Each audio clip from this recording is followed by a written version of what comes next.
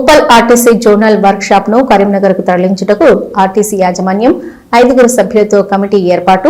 Uppal zonal work shop లో పనిచేసిన 400 మంది ఆర్టీసీ కార్మికులను తరలించే ప్రయత్నం.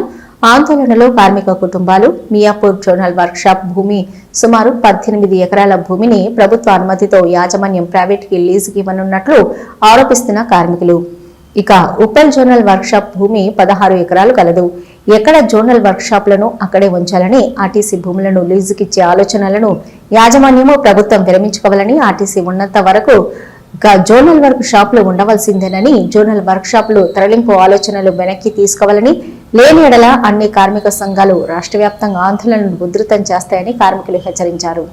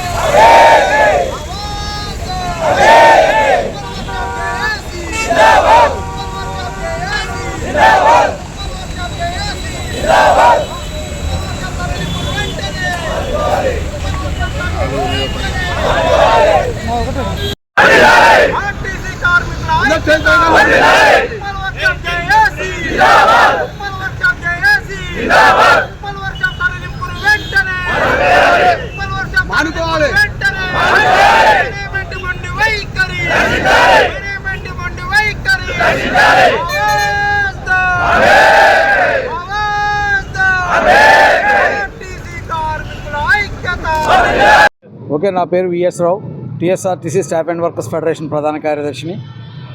ఏదైతే ఈ రోజున ఉప్పర్ వర్క్షాప్ని, అదే రకంగా మియాపూర్లో ఉన్న యూనిట్స్ని కూడా ఇక్కడ నుంచి కరీంనగర్ షిఫ్ట్ చేయాలన్న ఆలోచన ఆర్టీసీ యాజమాన్యం ముందుకొచ్చింది.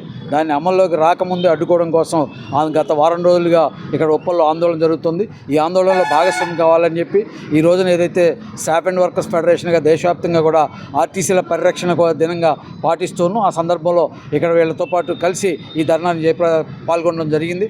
ఆర్టీసీ యాజమాన్యానికి ఒకటే మాట చెప్తున్నాం, ఈ రోజున ఏదైతే ఇప్పటి వరకు ఈ ఆర్టీసీ అభివృద్ధిలో కీలక పాత్ర పోషించిన నాన్ ఆపరేషన్ యూనిట్గా అక్కడ బీబీడబ్ల్యూ ఏదైతే ఉందో మియాపూర్ కానీ, అక్కడ ఉన్న వర్క్షాప్ కానీ, అదే రకంగా బస్ బాడీ బిల్డింగ్ యూనిట్ కానీ ఉన్నాయో, అట్లాగే ఉప్పల్ కూడా ఇక్కడ స్టోర్సు, అదే స్క్రాప్ యార్డు, ఇతరత్ర పర్చేజింగ్, ఇవన్నీ కూడా ఉన్నాయి. వీటన్నిటిని కూడా సుదూర ప్రాంతమైన కరీంనగర్ మార్చాలని చెప్పి ప్రయత్నం చేయడం అనేది ఆర్టీసీ సంస్థకి మంచిది కాదు, అది నష్టదాయకమైంది. అదే రకంగా ఇక్కడ అనేక కారణాలతో ఇక్కడ స్థిరపడి ఉన్న వీళ్ళే కాకుండా ఈ ఆస్తుల్ని నగదీకరణ చేయడం అనేది అత్యంత ప్రమాదకరమైన సమస్య. ఇవాళ ఏదైతే బీబీడీ ఉందో 18 ఎకరాల భూమి ఖాళీ చేసి అది కార్పొరేట్లకు అప్పచెప్పాలని చెప్పి ప్రయత్నం చేస్తున్నారు.